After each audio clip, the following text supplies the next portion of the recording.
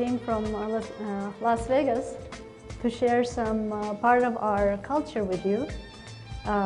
We're going to be demonstrating how to make Turkish coffee tonight.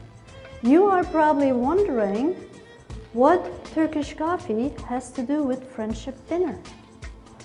And hopefully by the end of our presentation, you'll be able to put the two together.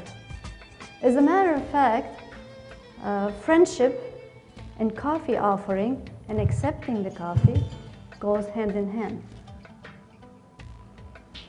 In Turkey, when we would like to praise someone, we would praise that person as his coffee could be drank.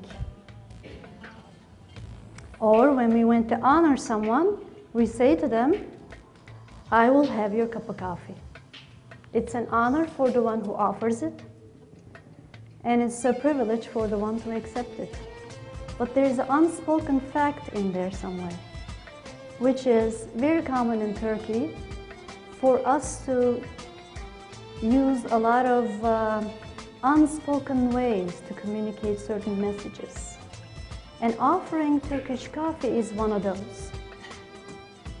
When we offer coffee to our guests, in fact, we are offering them our friendship.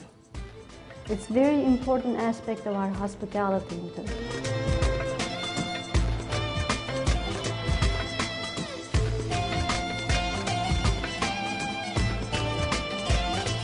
We've been married several years, and we're really enjoying this tonight because when we have dinner every night, it's like a friendship dinner.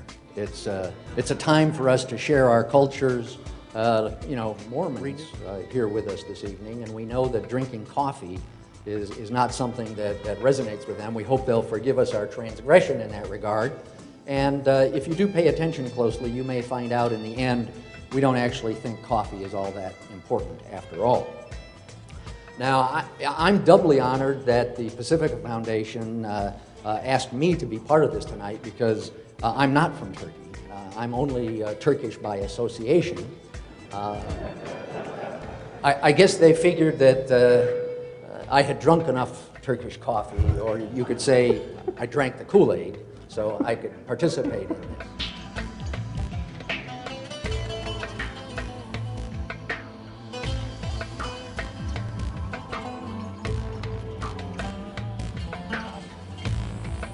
Coffee became a very important part of daily living and part of the customs. It became so important that it actually became part of our language. And what we call breakfast is kahvaltı, which became kahvaltı. So breakfast actually became in Turkish culture something that we eat just so we can have the coffee afterwards. Because in essence, Turkish coffee is not something you have with the meal. You have your coffee after a wonderful meal. And Turkish meals are normally very, lots of courses. And it takes place, and those of you who went to Turkey probably found out. So it takes a long time to have your dinner. And after dinner, enjoying some friendship and your company, then you will have your Turkish coffee. Turkish coffee is an adult drink. Kids do not drink Turkish coffee. My mother used to tell me I would grow a mustache if I'd had coffee. You had to be a certain age to enjoy the pleasures of coffee.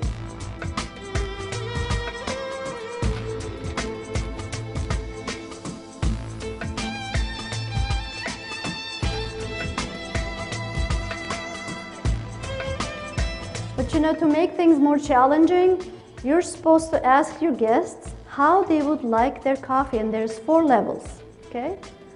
Depending on the level of the sugar you put in the coffee. So you can make it sweet, a lot of sugar. You can make it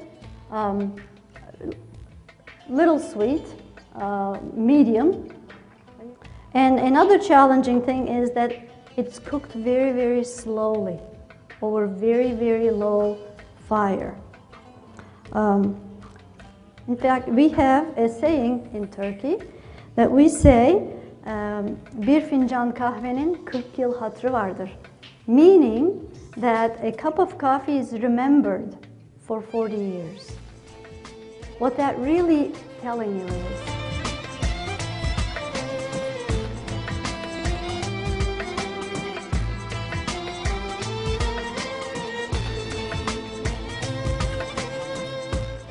you're going to see her pour the coffee a little bit later when it reaches just the right point, and all that powder, the coffee, is going to come with it. And that makes for a little different drinking experience because contrary to what we do in the U.S., and I snuck this up here on the stage, right? Starbucks, right? In the U.S., you grab a gallon of coffee, okay? You pop a lid on the top of it so you won't spill it while you're shaking it around, driving down the road with one hand on your cell phone and one hand on your coffee, right? And you're bouncing the coffee around, and all those grounds would be all stirred up there, and as you drank, you'd get that stuff stuck in your teeth, and you don't want to do that. So Turkish coffee is not made for driving.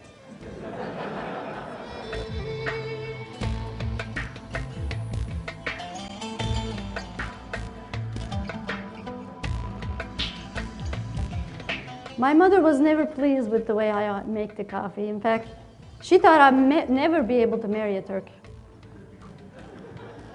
Well,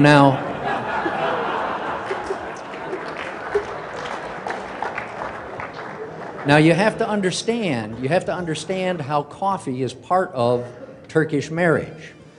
Because traditionally speaking, coffee is a very important part of the, what shall we call it, the courtship exercise. And when a young man has his eye on a young lady, what happens is the young man and his family go to visit the young lady and her family. And the families all sit around and talk while the young lady gets to go into the kitchen and make coffee. And of course, the family will be judging how good the coffee is, and the young man will be also, because that coffee represents all of the young lady's domestic capabilities. But, as in most things that men find out, is the woman has the last word. Because remember, each cup of coffee is served separately and a different way. So by changing the amount of sugar that's in the coffee, the young woman can indicate to the young man, and nobody else knows because he's the only one drinking that cup, can indicate her level of pleasure in the fact that he's come seeking her hand in marriage. And in fact, if she really is not interested, salt can be substituted for sugar.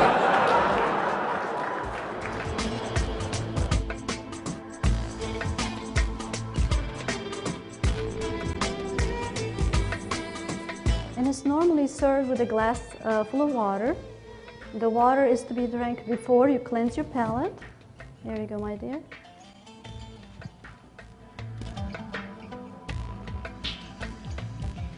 And then it's a ritual and a ceremony because it really, really forces you to sit down together and have quality time together. And that's what this is all about. Turkish coffee is actually just an excuse.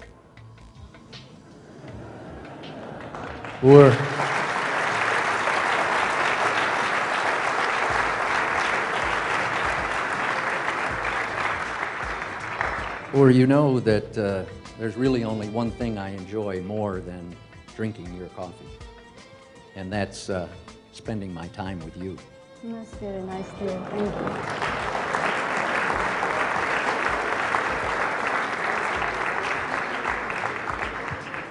you. You know, coffee becomes more than just a cup of coffee when it's cooked by the loved one for the lover, or when it's served to a dad by his little girl for the first time, or served to the groom candidates on the night of their proposal by the young lady, or shared by an old couple celebrating their 50th, looking at old family photos on their back porch, or shared by a couple of childhood best friends when they meet again after many years. There's a poem that my husband likes. When you do the Turkish? It goes something like this. Gönül ne kahve ister, ne kahvehane. Gönül bir dost ister, kahve bahane. In English, that is, the heart desires neither coffee nor coffee house. The heart desires a devoted friend. Coffee is but an excuse. Thank you very much.